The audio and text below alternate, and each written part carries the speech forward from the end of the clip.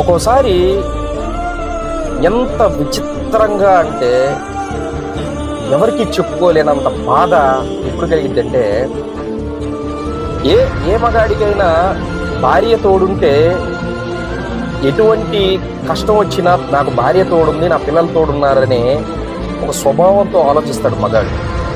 అలాగే చిన్న చిన్న కారణాల వల్ల వాళ్ళ వ్యక్తిగత అవసరాల కోసం మనకి భార్యాభర్తలు దూరం అయిపోయి కొన్ని సంవత్సరాలు దూరం అవటం వల్ల ఒక రిలేషన్షిప్ అనేది ఏర్పడినప్పుడు, ఆ రిలేషన్షిప్ పెట్టుకున్న తర్వాత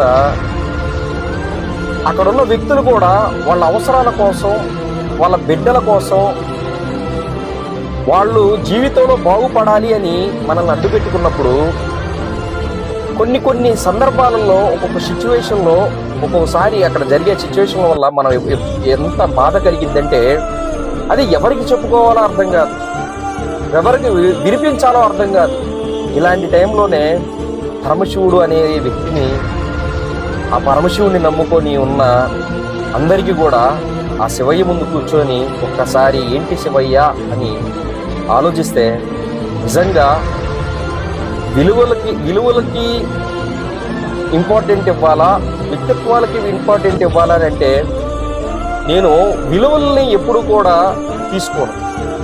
మన వ్యక్తిత్వాన్ని మార్చుకోవటం చాలా తప్పు. ఎప్పుడైతే నీ వ్యక్తిత్వాన్ని గౌరవించి నువ్వు ఉంటావో విలువలను పక్కకు చూసేయాలి. అప్పుడే నీ గౌరవం అనేది నిండు నూరేళ్ళు హాయిగా ఉంటారు. కాబట్టి మనిషిని ఎప్పుడైనా బాధ పెట్టేటప్పుడు, ఒక మాట అనేటప్పుడు ఒక మగాడు నిండు జీవితం ఒంటరైపోతుంది. కాబట్టి ఇది ఆలోచించి మాట్లాడాలని ప్రతి ఒక్కరికి చెప్తున్నాను. Thank you.